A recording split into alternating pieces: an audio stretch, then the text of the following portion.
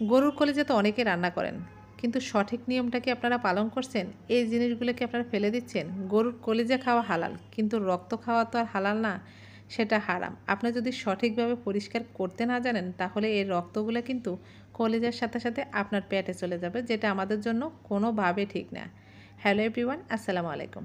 প্রথমে কলিজাটা পরিষ্কার করে দেখাবো, তারপর হচ্ছে কলিজা স্পেশাল একটা রেসিপি শেয়ার করব, যেটা হয়তোবা এর আগে আপনারা এভাবে কখনো খাননি। তো প্রথমে এই যে কলিজার উপরে যে মানে একটা পাতলা আবরণ থাকে, সেটা এভাবে ফেলে দিবেন। এটা যদি না ফেলেন কি হয়, কলিজাগুলো একটু শক্ত শক্ত টাইপের থাকে, আর এটা ফেলে দিলে কিন্তু কলিজাটা একেবারে রান্নার পর সফট থাকবে। তো অনেকে কিন্তু এটা ফালায় না, যেটা আমি আগেও দেখেছি গ্রাম অঞ্চলের দিকে এটা মানে ফেলতো না।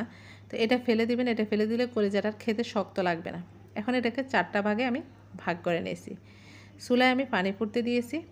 এবার হচ্ছে কলিজাগুলোকে আমি পানির মধ্যে দিয়ে দেব, আর দিয়ে কতক্ষণ রাখবো সেটা অবশ্য মাথায় রাখবেন। তো এই যে দেখেন, আমি একটু হলুদ দিয়ে দিচ্ছি। আর কলিজাটা যখন আমি পানিতে দিয়েছি, এটা থেকে রক্ত বের হওয়া শুরু হয়ে গেছে। রক্ত কিন্তু আমাদের জন্য হারাম, আর কলিজাটা আমাদের জন্য হালাল, সেটা অবশ্যই আমাদেরকে বুঝতে হবে।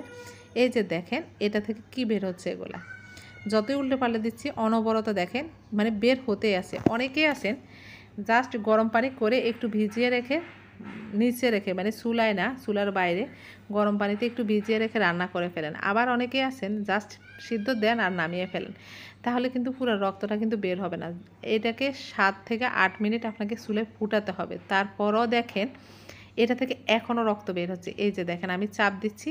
আমি কিন্তু 7-8 মিনিট এটাকে ফুটিয়ে নিয়েছি একেবারে, মানে ফুটন্ত, মানে চুলা বাড়িয়ে দিয়ে। তারপরও দেখেন এটা চাপ দিচ্ছি, এটা থেকে রক্ত বের হচ্ছে। এখনও কিন্তু ভিতরে রক্ত আছে। এই কাজটা করতেছেন, চিপে চিপে যতখানি সম্ভব রক্তটা বের করে ফেলবেন। ফেলে তারপরে এটাকে আবারও কেটে নিচ্ছি। কেটে নেওয়ার পরে মানে টুকরো আপনি যেরকম করতেছেন সেভাবে টুকরো করবেন। এখন দেখেন ভিতরে তেমন একটা লাল নেই, এটার মধ্যে এখনও একটু আছে। এখন আমি কি করব, এটাকে একেবারে টকবগে ফুটন্ত পানিতে আরও 3-4 মিনিট ভিজিয়ে রাখবো। ভিজিয়ে রাখতে মানে এক পাশে আমি ভিজিয়ে রেখেছি। এবার হচ্ছে এখানে কিছু মশলা বেটে নেব। ভিজিয়ে রাখার পর ভিতরে যে লালচে এখনও দেখা যায়, সেটা কিন্তু পুরোপুরি চলে যাবে। একেবারে টকবগে ফুটন্ত পানি দিয়ে আরও 3-4 মিনিট ভিজিয়ে রাখবেন কিন্তু।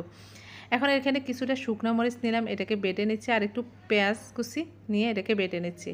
তো এই বাটা মশলা দিয়ে কিন্তু মানে এই মানে রেসিপিটা আমি করব। শুধুমাত্র এখানে আমি পেঁয়াজ আর আদা রসুন আগে আমার পেস্ট করা আছে, সেটার জন্য পেস্ট করি না। আর দেখেন কলিজাগুলো কিন্তু একেবারে এখন পরিষ্কার হয়ে গেছে। মানে আমি কাটার পরে 3-4 মিনিট একেবারে ফুটন্ত পানিতে ভিজিয়ে রেখেছিলাম, তারপরে ধুয়ে নিয়েছি। এরপরে এখানে আদা রসুন পেস্ট দিয়ে দিয়েছি 1.5 টেবিল চামচ পরিমাণ। এটাকে একসাথে সুন্দর করে মেখে একেবারে ভালো করে মাখাবেন। মাখিয়ে এখন একটা প্লেটে তুলে নিচ্ছি। তুলে নিয়ে সবসময় কলিজাটা আমরা কী করি, কষিয়ে রান্না করি, তারপরে অনেকে হচ্ছে ভাগার দেন, অনেকে ভাজি করেন। যাই হোক, এটা একেবারে সরাসরি একেবারে তেলের মধ্যে আমি এভাবে দিয়ে দিলাম। দিয়ে এখন এটাকে নেড়ে ছেড়ে এর মধ্যে বাকি যে গুঁড়া মশলাটা আছে সেটা দিয়ে দেবো। জিরে গুঁড়া, ধনে গুঁড়া, তারপরে হলুদ গুঁড়া, তারপরে গরম মশলা গুঁড়া, তারপরে লবণ। সব মরিচ তো আর দেওয়া লাগবে না, যেহেতু আমি মরিচ আগে দিয়েছি। এখন এটাকে একটু সময় দিলে মানে 3-4 মিনিট এভাবে ভাজা ভাজা টাইপের করব। করে তারপর হচ্ছে এটার মধ্যে কিছুটা পানি দিয়ে দেবো সিদ্ধ হওয়ার জন্য। পানিটা দিয়ে চুলা কমিয়ে বসিয়ে রাখবো, যাতে করে সহজে সিদ্ধ হয়ে যায়। তো কলিজাটা সিদ্ধ হতে কিন্তু বেশি একটা সময় লাগে না, গরুর মাংসের মতো। তো এই যে মাঝখানে আমি আরেকবার দুবার নেড়ে দিয়েছি, এখন অনেকটা কমে গেছে আর তেল বের হয়ে গেছে। এখন এর মধ্যে আমি একটু বেশি পরিমাণে পেঁয়াজ কুচি দেব। 1 কাপ পরিমাণে পেঁয়াজ কুচি দিয়েছি। প্রথমে আমি পেঁয়াজটা পেস্ট করে দিয়েছিলাম, এখন পেঁয়াজটা এভাবে দিয়ে দিব। আর এটা লাস্ট মুহূর্তে দেখবেন একেবারে ভাজা ভাজা টাইপের হয়ে যাবে পেঁয়াজটা। তো আমি হচ্ছে মাঝখানে কয়েকবার নেড়ে দিয়েছিলাম ঢাকনাটা খুলে, তো সেটা আর পুরাটা দেখালাম না, মানে একটু পরপরেই নেড়ে দিয়েছি। এখানে আর কিছুই ব্যবহার করি না। একটা সময় দেখবেন এইরকম একেবারে ভাজা ভাজা চুলা, পরে কিন্তু চুলাটা কমিয়ে দিবেন।